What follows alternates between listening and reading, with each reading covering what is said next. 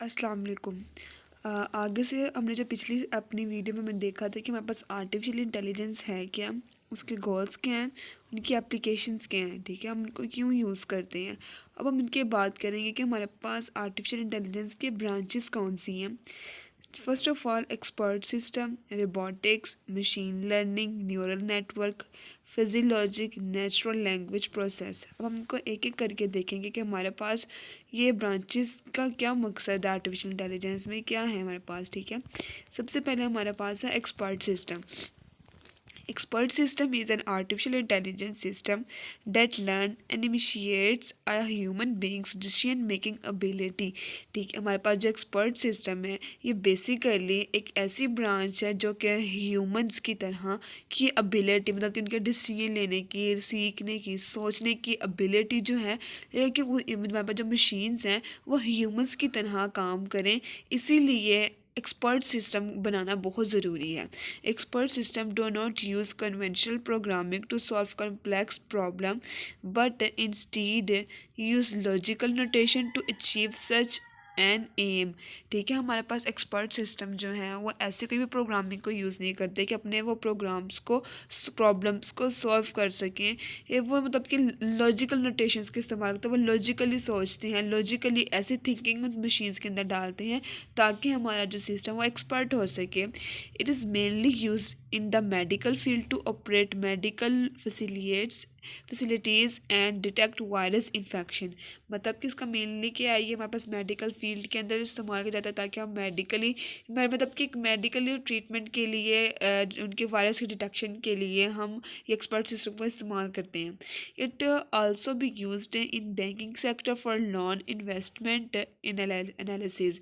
ये हमारे पास बैंकिंग में भी इस्तेमाल होता है लोन के लिए या मनी के इन्वेस्टमेंट के लिए, एक्सेट्रा वगैरह। देखिए ये मशीन्स है हमारे पास, ये आर्टिफिशियल इंटेलिजेंस की हमारे पास मशीन है जो कि एक ह्यूमन की तरह बिहेव कर सके, डिसीजन ले सके। ये लॉजिकल नोटेशंस के ऊपर बेस कर रही होती है, मेडिकल फील्ड के अंदर इस्तेमाल की जाती है और इसको हम बैंकिंग के अंदर भी इस्तेमाल करते हैं। ये तो हमारे पास एक्सपर्ट सिस्टम। अब हम आगे देखते हैं रिबोटिक्स हमारे पास क्या है। This is very interesting branch of artificial intelligence that focuses on the design and development of robot. हमारे पास ये एक बहुत ही मतलब कि इंटरेस्टिंग ब्रांच इसलिए है क्योंकि ये हमारे पास फोकस इसका कहाँ पे होता है कि रोबोट्स बनाने में, मशीन बनाने की, उनका डिज़ाइन किस तरह करना है, उसको डेवलप किस तरह करना है। रोबोटिक्स जो है ये डील करता है हमारे पास जो हम मशीन्स बनानी है उनका हमने डिज़ाइन किस तरह, सॉरी, उनका डिज़ाइन हमने किस तरह बनाना है। ठीक है, हमारे पास robotics deal with designing and constructing and operating of robots by incorporating both science and engineering techniques. ठीक है, हम रोबोटिक्स में हम मतलब कि उनकी डिज़ाइनिंग के साथ, कंस्ट्रक्शन के साथ, उसके ऑपरेशन जो हमने कौन कौन से रोबोट पे लगाने हैं, बनाना है या कोई मशीन बनानी है, तो उनकी डिज़ाइनिंग वगैरह पर किस तरह बेस कर रहा था robotics. The aim of deploying robots is to help human with tedious and bulky tasks. These tasks involve the control of computer system, information transformation, and manufacturing of automobile. It is used by NASA to move heavy object in space। मतलब कि हमारे पास इसका M क्या है कि आपने humans की help से, ठीक है, ये रोबोट्स कौन किस तरह बनाए जाते हैं कि ह्यूमन की हेल्प से बनाए जाते हैं। ठीक है, हमने इसमें ऐसा सिस्टम डालना है जो कि इंफॉर्मेशन को ट्रांसफर भी कर सके। ऑटोमोबाइल्स, ये नासा के अंदर बहुत ज़्यादा हैवी ऑब्जेक्ट हम स्पेस में इस्तेमाल करते हैं, वो रोबोट्स हम जो नासा में जो अपने भेजते हैं ना, नासा में वो हमारे पास रोबोट्स ही जाते हैं जो कि ह्यूमंस के बनाए हुए होते हैं। ठीक है, ये भी बहुत इंफॉर्मेटिव थिंग है, ठीक है, जो हम ट्रांसफॉर्म कर रहे होते हैं। Robotics also act as artificial intelligence agent की तरह ये काम करते हैं that perform a task in real world environment with the aim of actualising result. ये हमारे पास आर्टिफिशियल इंटेलिजेंस एजेंट की तरह काम कर रहे होते हैं। ठीक है, इनका जैसे रियल वर्ल्ड इन्वायरमेंट के अंदर है, जो हम एक्चुअलाइजिंग रिजल्ट जो भी हम काम कर रहे होते हैं इसका भी काम उसी तरह का ही होता है। ये था हमारे पास रोबोटिक्स। आगे हमारे पास है मशीन लर्निंग। ठीक है, मशीन लर्निंग हमारे पास बेसिकली क्या है कि machine learning is a highly demanding branch of artificial intelligence. ये हमारे पास क्या है कि हाईली ब्रांच है। ठीक है, बहुत डिमांड इसकी की जाती है। It is the science that enables machines and computer system to process, analysis, interrupt data with the aim of providing solution for real life challenges। जब भी हमारे पर रियल लाइफ में चैलेंजेस आते हैं उनका सोल्यूशन प्रोवाइड करने के लिए हम सबसे पहले प्रोसेस करते हैं, एनालिसिस करते हैं और फिर इंटरप्रेट करते हैं डाटा को।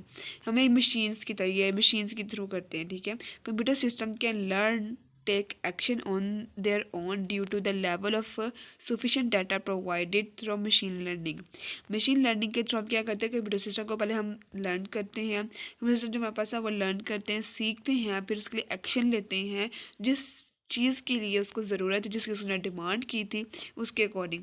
The algorithm is set up in such a way that machine can predict the outcome based on the past occurrence। ये मतलब कि हमारे पास जो पास्ट में पास्ट नॉलेज को क्या करती है, प्रिडिक्ट करती है, ये पास्ट नॉलेज को लेकर चलती है। ठीक है, ये बेस हमारे पास क्या करती है, पास्ट की इंफॉर्मेशन के ऊपर। और machine learning algorithm and technique help in training a model. ये मॉडल बनाने के लिए ट्रेन करते हैं विद द डाटा प्रेजेंटेड, हमें डाटा के साथ प्रेजेंट करें, which will then predict and adjust to future outcome. और हमें ये प्रिडिक्ट कर देती है, मतलब कि हम फ्यूचर को एडजस्ट करने के लिए हम पास्ट की अक्रंस के हवाले से लेके हम अपना फ्यूचर को के आउटकम्स को प्रिडिक्ट कर सकते हैं, उसको एडजस्ट कर सकते हैं। ये था हमारे पास मशीन लर्निंग। मशीन लर्निंग आगे भी हमारे पास, it is the science of allowing a computer system to learn translate data for a sake of task execution without programming. ठीक है, ये हम प्रोग्रामिंग के ना यूज़ किए हुए हम अपने कंप्यूटर सिस्टम को क्या कर सकते हैं, लर्न कर सकते हैं, ट्रांसलेट अपने डाटा को कर सकते हैं बगैर किसी टास्क की एग्जीक्यूशन के, प्रोग्रामिंग के अंदर। ठीक है, technology discovery such as web search, speech recognition, automatic vehicles are result of machine learning. ठीक है, ये हमारे पास जो वेबसाइट, स्पीच रिकॉग्निशन, ये हमारे पास क्या है, मशीन लर्निंग का रिजल्ट है। इसकी 3 कैटेगरीज है, सुपरवाइज लर्निंग, अनसुपरवाइज लर्निंग, री इन्फोर्समेंट लर्निंग। आगे है हमारे पास न्यूरल नेटवर्क। न्यूरल नेटवर्क हमारे पास क्या, ये भी एक ब्रांच है आर्टिफिशियल इंटेलिजेंस की, जो कि एसोसिएटेड हमारे पास क्या है, न्यूरोलॉजी, मतलब कि एक इंसान के ब्रेन से। न्यूरोलॉजी न्यूरल हमारे पास क्या है, ह्यूमंस ब्रेन्स के साथ ये कनेक्ट है। ठीक है, to incorporate cognitive science in helping a computer system and machine to execute a task. ये हमारे पास कंप्यूटर्स के अंदर इस्तेमाल की जाती है। ठीक है, ताकि हम मशीन्स में जो भी टास्क उसको एग्जीक्यूट कर सकें। हम इसे डीप लर्निंग भी कहते हैं, क्योंकि ये हमारे पास इसलिए यूज़ की जाती है ताकि हम मतलब कि आर्टिफिशियल ब्रेन्स, न्यूरॉन्स, मतलब कि जो भी हमारे पास मशीन्स के अंदर हाईली मशीन जो डालनी होगी, जो कि न्यूरॉन्स की तरह काम कर रही होगी, जो कि हमारे पास उसको सॉल्व करेगी कॉम्प्लेक्स प्रॉब्लम को। और ये हमारे पास हेल्प इसी तरह बनाएगी जिस तरह कि हमारा ह्यूमन ब्रेन्स काम करता है, ये मशीन भी इसी तरह काम करती है। और हमारे पास this branch of AI also involve implementing mathematical functions के लिए हम इसका इस्तेमाल करते हैं, स्टैटिस्टिकल टेक्निक के लिए, ताकि हम रियल वर्ल्ड प्रॉब्लम्स को सॉल्व कर सकें। और ये किस फील्ड के अंदर इस्तेमाल होती है, रिस्क एनालिसिस के अंदर, मार्केट रिसर्च के अंदर, फ्रॉड डिटेक्शन के अंदर, फोरकास्टिंग के अंदर और स्टॉक एक्सचेंज प्रेडिक्शन के अंदर हम इसको इस्तेमाल करते हैं। और इसके अलावा जो न्यूरल नेटवर्क है, ये हमारे पास है face verification algorithm on social media site as a result of implementing of neural network. ये हमारे पास फेस वेरिफिकेशन के लिए भी हम सोशल मीडिया के ऊपर, जैसे हमारे पास मोबाइल है, हम फेस लॉक लगा लेते हैं, उसकी इम्प्लीमेंटेशन के लिए, वेरिफिकेशन के लिए हम न्यूरल नेटवर्क को इस्तेमाल कर रहे होते हैं। ठीक है, न्यूरल नेटवर्क बहुत ज़्यादा इंपॉर्टेंट होता है हमारे पास आर्टिफिशियल इंटेलिजेंस के अंदर। इससे हम बहुत ज़्यादा कॉम्प्लेक्स प्रॉब्लम्स को हम सॉल्व कर सकते हैं, जो कि रियल लाइफ से। नेक्स्ट हमारे पास फिजियोलॉजिक हमारे पास बेसिकली एक लॉजिकली बेस पर होता है कि हमारे पास ट्रू होगा या फॉल्स होगा, हम इसमें हाइपोथेसिस बनाते हैं। अब देखते हैं हमारे पास फिजियोलॉजिक है क्या। This branch of AI is a technique of modifying and representing uncertain information by analyzing the degree to which hypothesis is true. हम इसमें एनालिसिस करते हैं, खुद से हाइपोथेसिस बना लेते हैं, खुद से ज्यूम कर लेते हैं कि हमारे पास ये जो मतलब कि ये जो हम काम करें इंफॉर्मेशन ये सर्टेन है कि अनसर्टेन है, ट्रू है कि फॉल्स है, हम खुद ही पर बेस कर लेते हैं.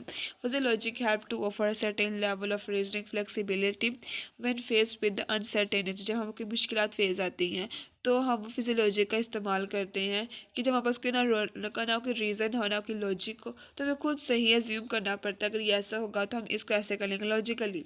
ठीक है, this might sound a bit complex but it's simply case of using a standard logic to determine if a concept exhibit degree of truth. For instance, the standard logic is 1.0 if a concept is true, 0.0 if concept is false.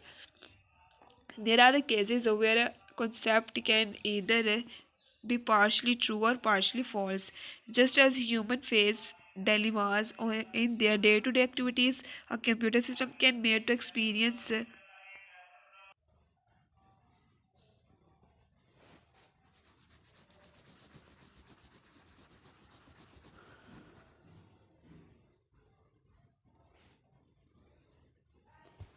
हमारे पास physiologic में क्या है कि just as human face dilemmas in their day to day activities. ठीक है, a computer system can be made to experience such with the aim of finding a solution. Fuzzy logic is used in automatic gear boxes medicine for decision making. अब fuzzy logic जैसे मैंने आपको बताया कि logically base पर होता है. इसमें हम हमारे पास जो अनसर्टेनिटीज़ आती हैं, जो कॉम्प्लेक्सिटीज़ आती हैं, हम उसे हाइपोथेसिस अज्यूम कर लेते हैं और फिर ट्रू और फॉल्स के बेस के ऊपर हम अपने assumptions को क्लियर कर लेते हैं. आगे हमारे पास आ जाते हैं नेचुरल लैंग्वेज प्रोसेस. ठीक है, ये हम क्यों इस्तेमाल करते हैं. ठीक है, हमारे पास जो ह्यूमन लैंग्वेज को कंप्यूटर नहीं समझ सकता और जो कंप्यूटर की लैंग्वेज का वो ह्यूमन नहीं समझ सकता और ह्यूमन कंप्यूटर की. तो इसके लिए हमें कुछ ऐसी लैंग्वेजेस चाहिए जिससे हम दोनों ही आपस में कम्युनिकेट कर सकें. Communicating with someone who does not understand your language can be very challenging, and the same can be said of a human trying to communicate with the computer system. A computer will find it difficult to interpret words because it only understands the language of binary digit. हम computer को language को नहीं समझ सकते हैं क्योंकि वो binary digit के अंदर होती है, 0 1 की फॉर्म के अंदर. This challenge has led to develop a natural language processing in a computer science.